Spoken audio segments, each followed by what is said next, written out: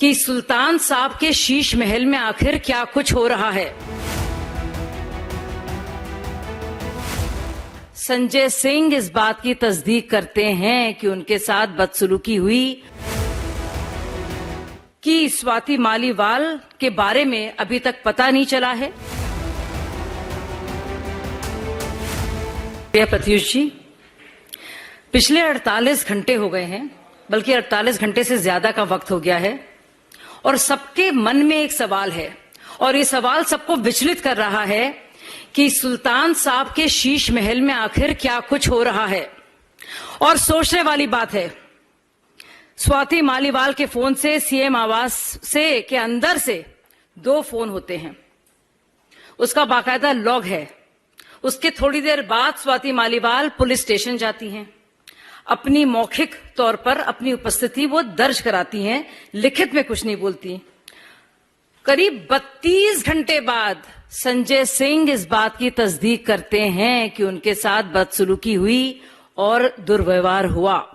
यानी कि ये बात तय है कि सीएम आवास के अंदर स्वाति मालीवाल के साथ, जो कि महिला आयोग की पूर्व अध्यक्ष हैं, वर्तमान तौर से सांसद हैं, उनके साथ हाथापाई हुई है।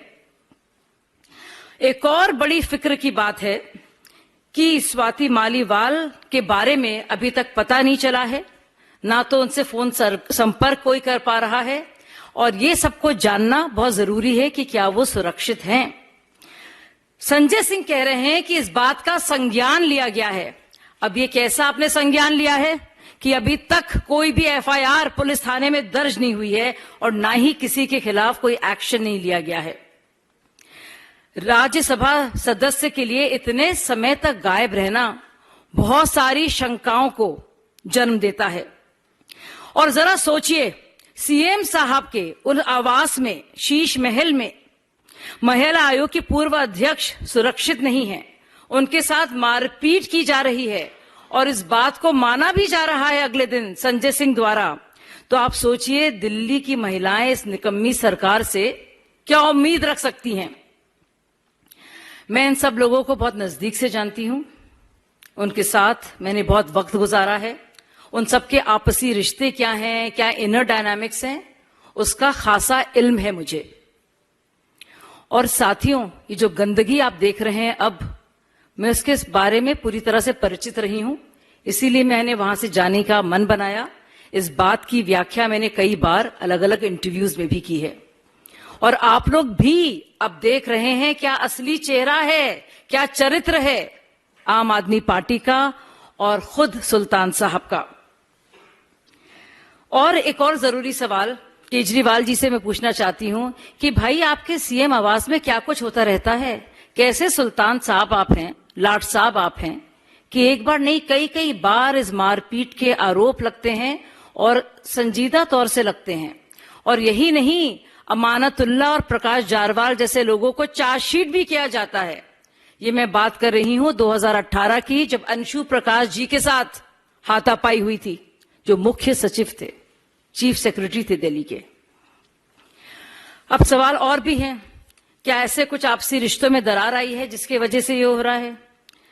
अरविंद केजरीवाल देश की जनता को बताएं कि 13 मई को सीएम हाउस में जो बदनाम घटना हुई है उसका काला सच क्या है।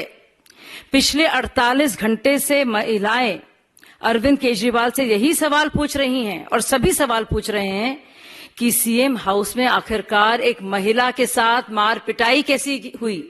यह अलग बात है कि वो मौजूदा तौर में सांसद हैं और उनकी पुरानी सहयोगी हैं और करीबी हैं। अभी तक अरविंद केजरीवाल, सुल्तान साहब चुप्पी क्यों साधे हैं? अरविंद केजरीवाल ने विभव कुमार पर क्या कार्रवाई की है? क्या विभव कुमार ने केजरीवाल जी के कहने पर स्वाति मालीवाल के साथ मारपीट की और इसलिए केजरीवाल विभव कुमार के खिलाफ कार्रवाई करने से बच रहे हैं? क्या वो महफूज हैं स्वाति मालीवाल? क्या उन्हें चुप रहने के लिए धमकाया जा रहा है? अभी तक पुलिस में इस घटना को लेकर कोई एफआईआर दर्ज क्यों नहीं हुई? क्या सीएम हाउस में एक महिला सांसद के साथ मारपीट के लिए मुख्यमंत्री केजरीवाल को जिम्मेदार नहीं ठहराना चाहिए? क्या है उनके नैतिकता के तकाजे? सोनी मिश्रा को आपको नाम याद होगा। सोनी मिश्रा ने जो अपने साथ बदसलूकी को लेकर जो नरेला के तब के एमएलए शरद चौहान कर रहे थे, जब इस घटना के बारे में बताते हुए रोते पीटते हुए जब वो केजरीवाल जी के पास गईं, तो केजरीवाल जी ने क्या कहा? कॉम्प्रोमाइज कर लो। उसके बाद सोनी मिश्रा आत्महत्या करने पर मजबूर हुई। क्या ये माना जाए, और ये जहन में मेरे बात आ रही है, कि क्या स्वाति मालीवाल पर भी कॉम्प्रोमाइज करने के लिए किसी तरह का दबाव डाला जा रहा है? आज इंडी गठबंधन में जब कांग्रेस अध्यक्ष मल्लिकार्जुन खड़गे से पूछा जाता है स्वाति मालीवाल जी के बारे में, तो वो कन्नी काट लेते हैं, चुप्पी साध लेते हैं। एक महिला सांसद के खिलाफ दिल्ली के मुख्यमंत्री आवास पर हुई मारपीट पर इंडी गठबंधन क्यों चुप है? लड़की हूं, लड़ सकती हूं।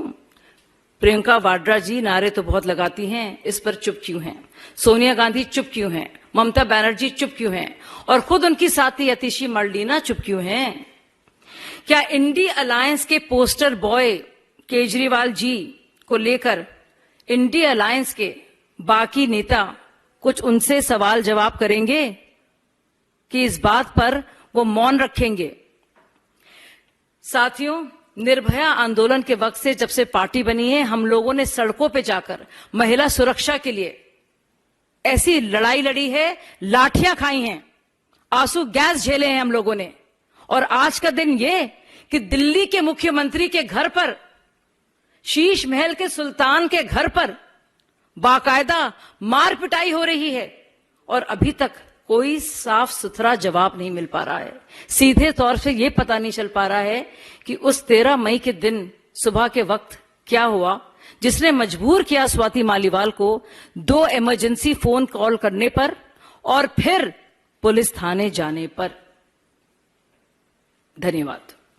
I would like to say that it is indeed shocking that Kejriwal is quiet on this issue, that it has happened not once but even before, that there are actual cases of misbehavior, of actual beating, physical assault, and they go on within the confines of Sheesh Mahal of Sultan Kejriwal Sahab. Swati Maliwal, who happens to be the Rajya Sabha MP, who was heading the Delhi Commission for Women, and who has been a close confidant and a member of India Against Corruption, before that Kabir and Parivartan NGOs, and then Aam Aadmi Party, has indeed stated through her phone logs, it's obvious that she has been beaten up at the behest of CM Kejriwal. उनके कहने पर उनके साथ मार पिटाई हुई. And it is to be seen that Kejriwal has been quiet for the last 48 hours. The poster boy of India Alliance should answer, and their basic answers, that Priyanka Gandhi, Mallikarjun Kharge, Sonia ji, Mamta ji, and others should ask of them, what makes them so quiet at this point of time? Folks, I've been saying this for a long time, and I have seen this sinister and sordid state of affairs within the party. I have witnessed this firsthand. Yes, I have witnessed it firsthand on many occasions, which is why, for people like me, it was untenable to stay on. Now all of you can see how sordid and how murky situation is in Aam Aadmi Party and what actually goes on there. And this has not happened for the first time. Imagine this is happening on the watch of Chief Minister in his residence, which is Chief Minister House. And never before in the history of independent India have we heard of a Chief Secretary being beaten up and a Rajya Sabha MP, a woman MP, being assaulted by Chief Minister's PA, so to speak. I know all the characters very well. It is impossible that Arvind Kejriwal's right-hand man, I should call him henchman because I know what he is like, would do so without being ordered by Kejriwal to do so. This is indeed very serious, and I think Kejriwal should come clean on this. Offer his resignation if he can't ask Vibhav Kumar to resign. We also would like to know as to how Swati Maliwal is. Is she safe? Is she being intimidated? Is some kind of rapprochement or compromise is being sought? Thank you so much. Any questions? Thank you. Thank you.